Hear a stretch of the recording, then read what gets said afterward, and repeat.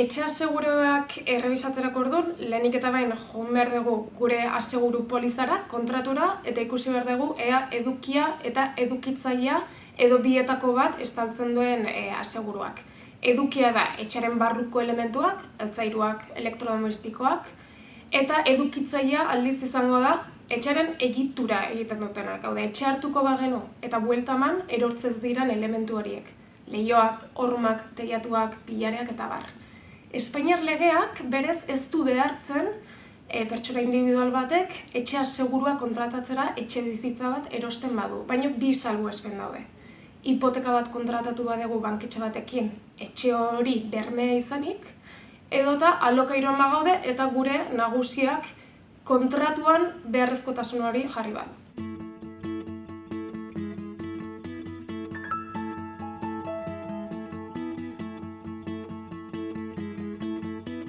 Sute bat gertatzen bada eta gure etxeak kaltetua izan bada, lehenik eta behin egin behar duguna da aseguru poliza irakurri. Poliza horretan posible da edukia bakarrik estaltzea gure aseguruak, edota edukia eta edukitzailea. Eta horren barruan hainbat elementu. Edukiari dagokionez, aseguratu eta baloratu bat ditugu ondo altzairuak, horiek estaliko ditu. Edukitzailea ez badu estaltzen, posible da komunitateko aseguruak estaltzea.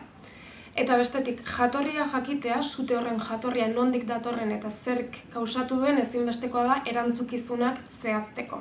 Gure utzikeria baten ondorioz sortu bada sutea, guk hartu beharko ditugu gain kalte guzti horiek eta horien kostua.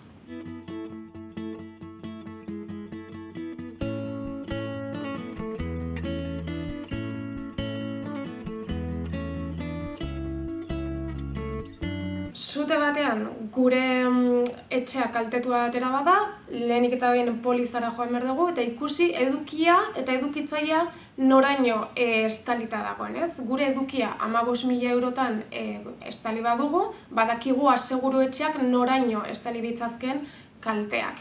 Eta bestetik, zer pasatzen da, etxe guztiak hartu badu sutea.